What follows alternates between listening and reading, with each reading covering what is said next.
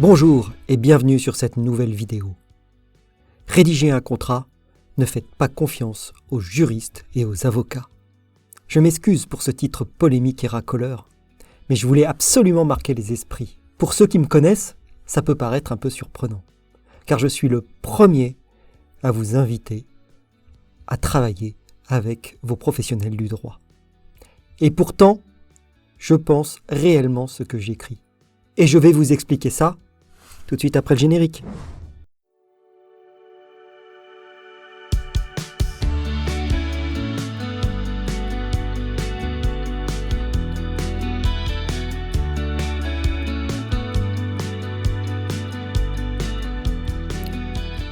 J'ai dit en introduction qu'il n'était pas question et que vous ne deviez pas faire confiance aux juristes et aux avocats. Ce n'est pas qu'un titre racoleur, je le pense réellement. Et je vais vous expliquer pourquoi.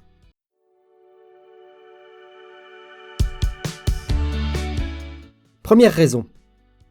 Les juristes et les avocats font généralement bien leur travail. Ah, ça peut paraître surprenant. Je dis qu'ils font bien sur leur travail et à cause de cela, je dis qu'on ne peut pas leur faire confiance. En fait, leurs propositions sont bien souvent trop parfaites et amènent un certain déséquilibre en votre faveur. Ça crée un biais. Clairement, ce biais est lié à leur nature profonde, qui est de vous protéger. Et ils vont chercher à vous protéger d'absolument tout. Tout ce qui peut arriver, même ce à quoi vous n'avez jamais pensé. Tout cela serait parfait s'il n'y avait pas un certain nombre de conséquences. Et quelles vont être ces conséquences ? Ces conséquences viennent du fait que vous n'êtes pas seul. Vous n'êtes pas seul à proposer votre contrat, il y a quelqu'un qui doit l'accepter en face.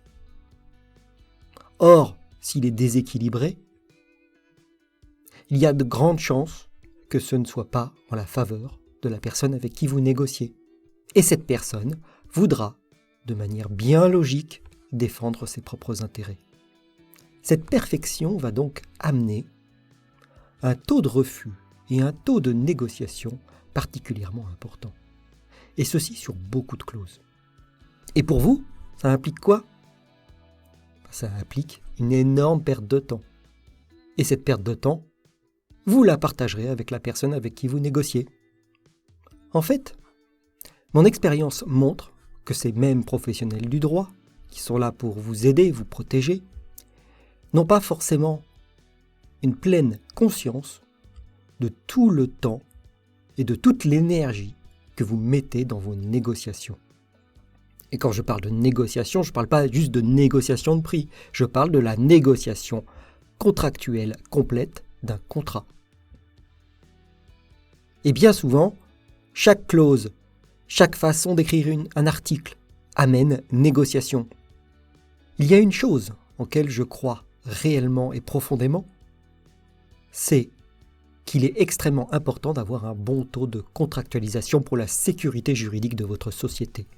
Or, si vous perdez du temps à faire un contrat, c'est combien de contrats que vous ne ferez pas ?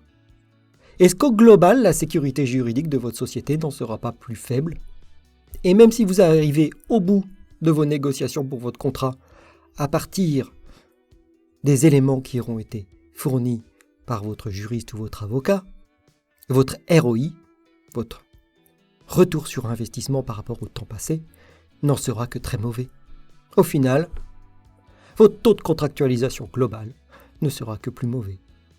Le risque juridique supporté par votre société ne sera que supérieur.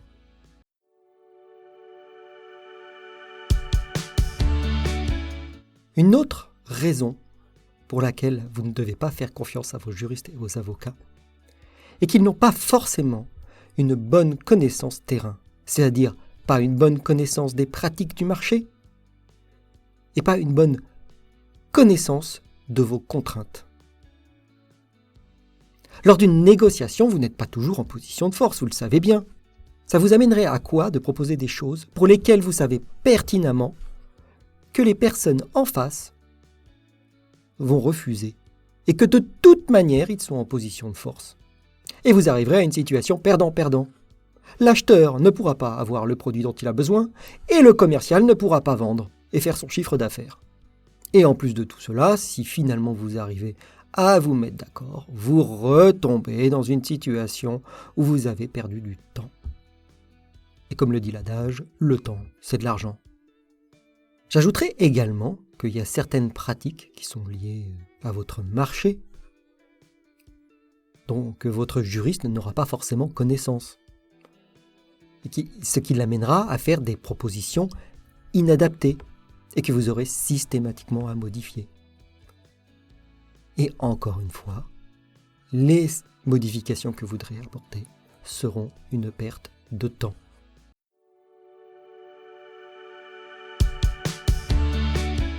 Alors, quelles sont les solutions ?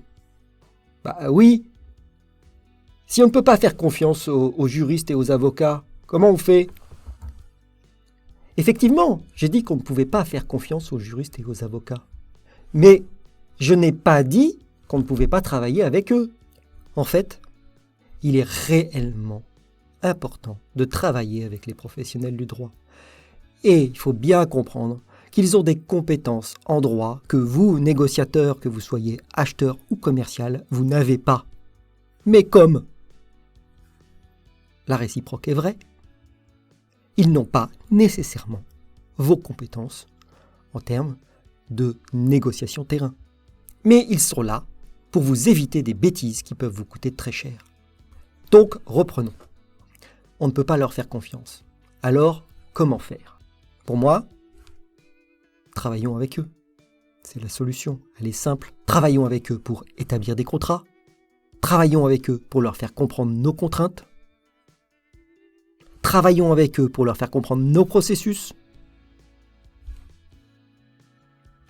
Et c'est en faisant ça que les professionnels du droit pourront donner le meilleur d'eux-mêmes. Donc, pour vous, négociateurs, la solution n'est surtout pas de travailler seul pour faire vos contrats, mais de travailler avec les professionnels du droit en équipe pour faire de la coécriture avec eux. Pesez donc ensemble les avantages et les inconvénients de chacune des clauses. Ça sera une bonne occasion pour qu'ils vous expliquent leur rôle et leur intérêt. Et peut-être que vous comprendrez tout l'intérêt de telle ou telle clause. Et vous ne la supprimerez plus comme ça, d'un coup de delete, puisque vous en aurez compris les conséquences. Bien sûr, tout ce travail au début prendra du temps. Mais il y a une chose que je vous assure, c'est qu'au final, vous en gagnerez beaucoup du temps. Et vous aurez un retour sur investissement extrêmement important. Et votre sécurité juridique n'en sera que plus importante.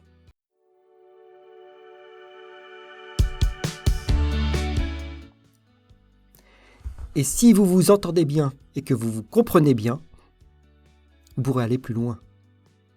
Vous pourrez définir des clauses en fonction des enjeux, définir des modèles différents en fonction des contextes, et faire des modèles de contrats différents et adaptés à différents besoins. Je pense que vous comprenez aisément que le modèle de contrat à utiliser ne sera pas forcément le même lorsque vous achetez des commodities pour vos propres besoins, sans enjeu financier, et lorsque vous achetez des pièces utiles en production pour faire votre propre produit, avec des enjeux financiers importants. Et je ne veux pas entendre que les clauses juridiques ne vous intéressent pas. Il y arrivera toujours un moment où en négociation, vous aurez à les négocier. Et pour cela, c'est mieux d'avoir travaillé avec votre professionnel du droit en amont sur l'utilité de chaque clause. Vous saurez quoi répondre, vous aurez de la répartie. Et si jamais vous êtes coincé parce que vraiment vous ne savez pas, n'hésitez pas à stopper la négociation et dire que vous prenez conseil. Et après, vous pouvez contacter votre professionnel du droit, voire même il pourrait intervenir dans la négociation après que vous ayez partagé avec lui vos objectifs.